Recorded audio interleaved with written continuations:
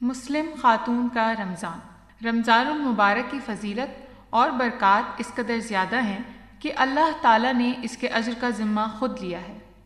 اسی بے پناہ اجر و ثواب کی بنا پر ہی اس ماہ مبارک میں عبادت کے لیے مشقت کرنا اور تھکاوٹ کا شکار ہو جانا مسنون عمل ہے۔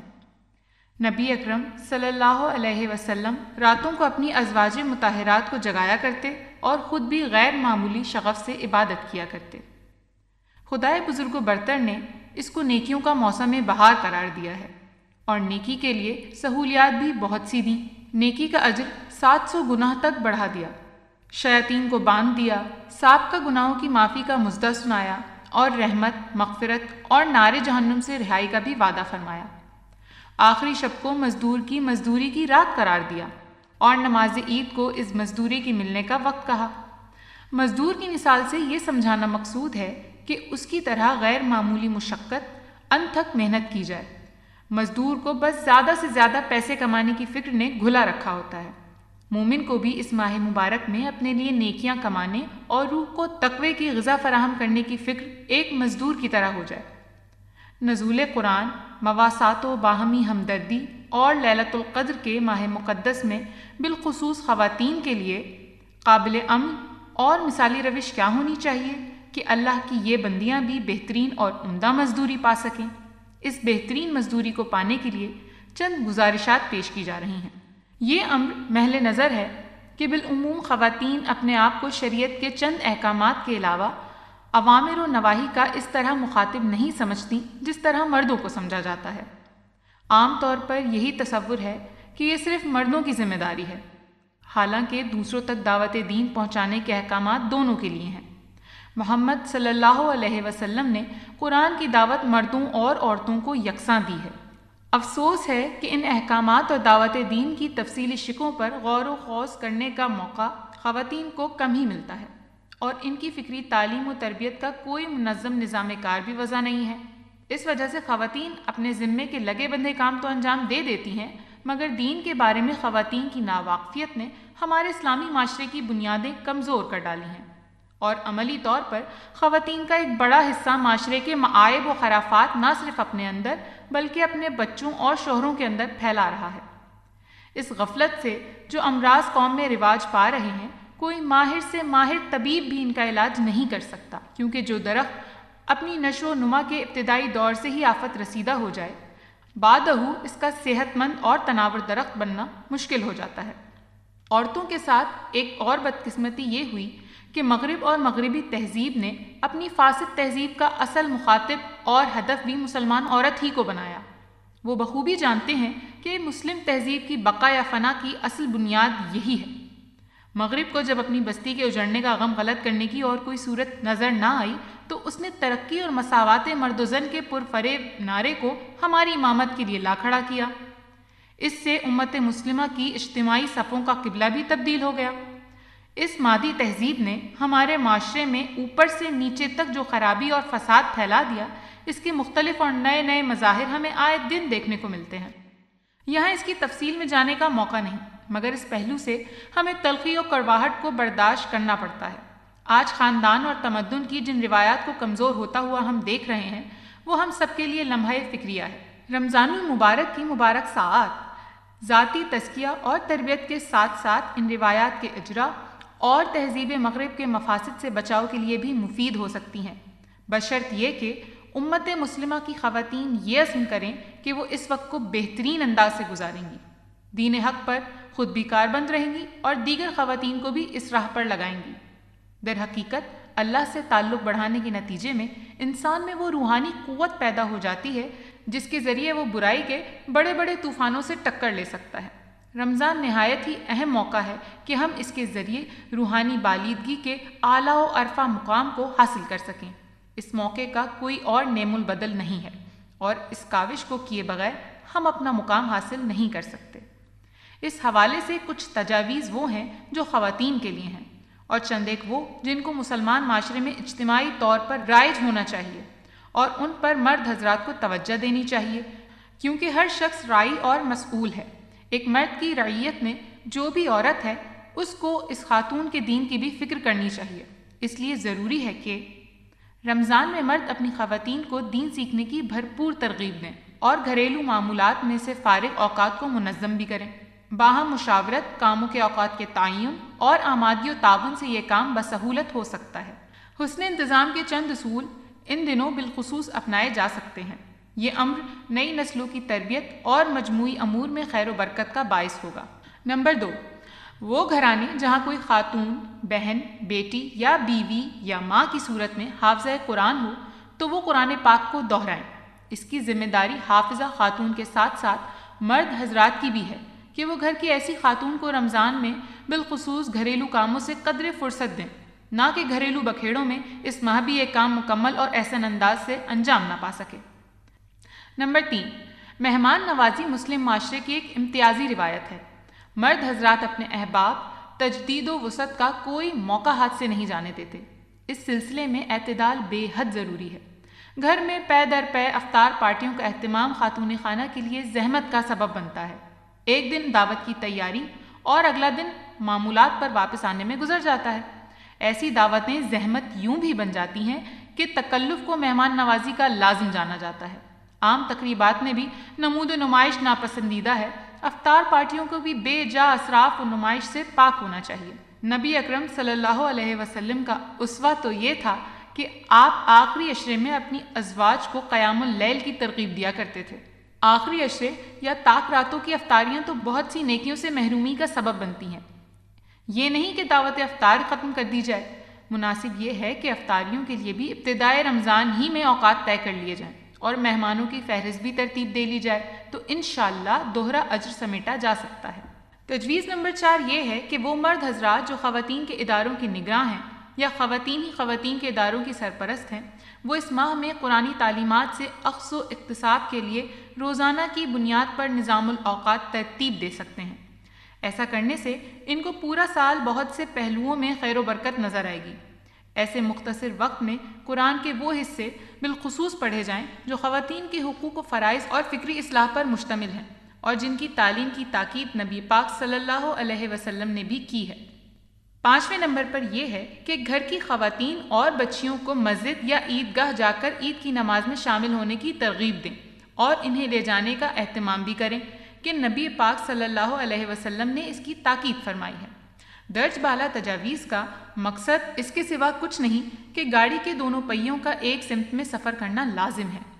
ایک خاتون خانہ کو انفرادی اصلاح و تزکیے کے پروگرام پر آمادہ کرنے سے پہلے ضروری ہے کہ مرد حضرات اس سے تعاون پر آمادہ ہوں اور اپنی سی مساعی کر کے انہیں موقع دیں کہ وہ رمضان میں 30 روزہ ورکشاپ سے ہر لحاظ سے کسب فیض کریں۔ اب ان کوششوں کا ذکر کیا جاتا ہے جو خواتین کی انفرادی اصلاح کے لیے پروگرام کا حصہ ہونی چاہیے اور جن کے لیے خاتون کو خود کوشش کرنی چاہیے۔ پہلے نمبر پر یہ ہے کہ ارادہ اور نیت ہر کام کا لازمہ ہے۔ مناسب معلوم ہوتا ہے کہ تمام اہل خانہ رمضان سے ہفتہ یا 10 دن پہلے مل بیٹھ کر اس ماہ کو عبادات اور اصلاح کے لحاظ سے بھرپور انداز میں گزارنے کی صورتوں پر غور کریں۔ جملہ اہل خانہ کے سامنے پورا پروگرام رکھا جائے۔ ہر فرد کی مصروفیات تو ہوتی ہیں مگر عبادات کے لیے گنجائش پیدا کرنے کا کیا طریقہ ہو، اس پر غور کیا جائے۔ اس نوعیت کی بات طے کرنے سے اجتماعی کام اور یکساں ماحول کی برکت سمیٹی جا سکے گی۔ نمبر 2 یہ کہ رمضان المبارک کی آمد سے پہلے خواتین کو اس بات کا جائزہ لینا چاہیے کہ کیا گزشتہ رمضان میں شرعی مجبوری کی وجہ سے قضا شدہ روزے ادا کر لیے گئے ہیں، کیونکہ اس سلسلے میں تساہل مناسب نہیں۔ علاوہ بری حمل و ریاست یا کسی طویل بیماری یا مجبوری کے سبب جو روزے نہ رکھے جا سکے ہوں، ان کو بھی منظم اوقات طے کر کے سال بھر میں رکھ لینا چاہیے۔ فقہائے کرام کے مطابق صرف اس شخص کو فدیہ دینے کی اجازت ہے جو بڑھاپے کے باعث انتہائی کمزور ہو گیا ہو یا ایسی شدید بیماری میں مبتلا ہو کہ بظاہر صحت مند ہونے کی توقع ختم ہو گئی ہو۔ یہ خیال کر لینا کہ قضا شدہ روزے زیادہ ہیں تو فدیہ دے دیا جائے، مناسب نہیں، بلکہ قضا واجب ہے اور جو فدیہ ادا کیا جا چکا ہے اس کا اجر و ثواب بھی خدا عطا فرمائے گا۔ ان روزوں کی قضا کے لیے موسم سرما کے اوقات زیادہ مناسب ہیں۔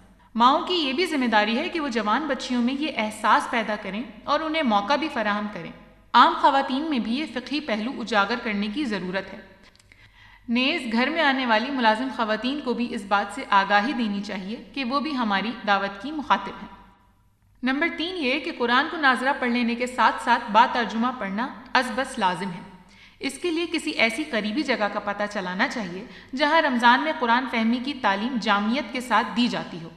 ایسی مجالس دینی تعلیم سیکھنے کا مؤثر ذریعہ ہے، کیونکہ قرآن جیسی عظیم کتاب اور خدا کے کلام کو سیکھنے کے لیے کسی اسکول، کالج، یونیورسٹی کی کلاس روم کیسے انداز سے پڑھنا مناسب ہوتا ہے۔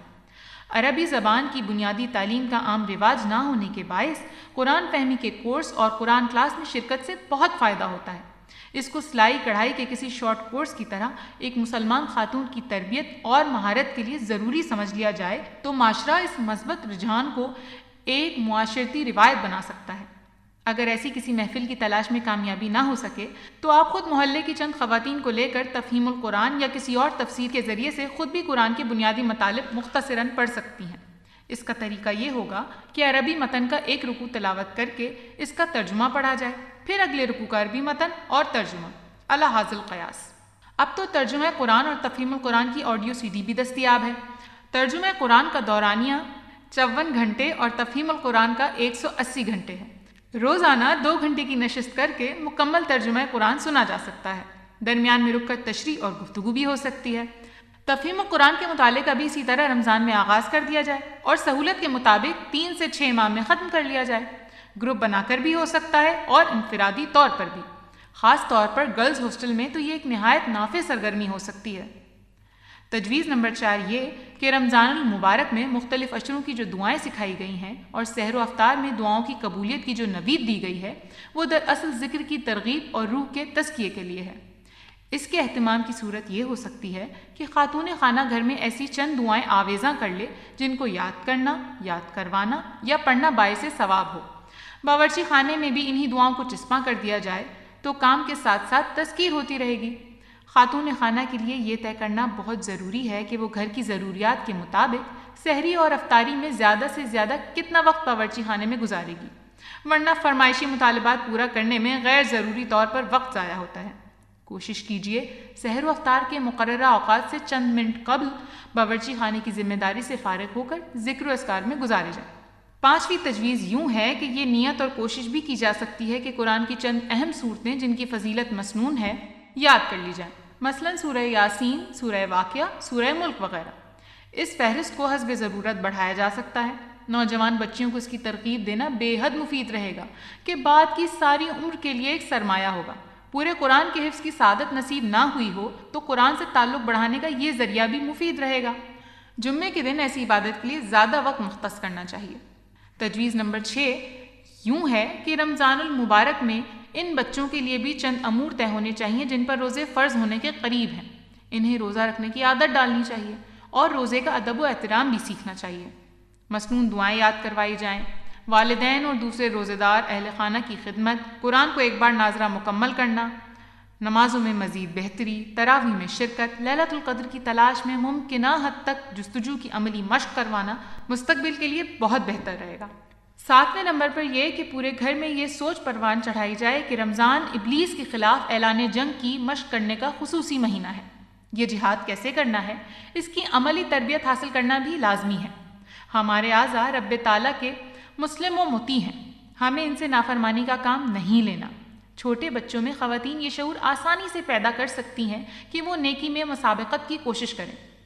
تہذیب مغرب کے مفاسد سے اس نسل کو بچانے کے لیے ایسی مشق رمضان میں ہو جائے تو مستقبل کی تصویر دلکش ہو سکتی ہے۔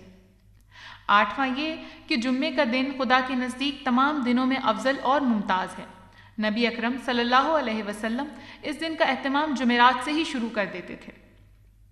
خواتین کو اس دن تمام اہل خانہ کو ہوشیار اور بیدار کر کے عبادت کی طرف مائل کرنا چاہیے۔ کم از کم اس دن پورے گھر میں نیکیوں میں سبقت لے جانے کی فضا پیدا کی جا سکتی ہے۔ خاتون خود بھی اس دن عبادت کے لیے نسبتاً زیادہ فارغ ہونے کی کوشش کرے۔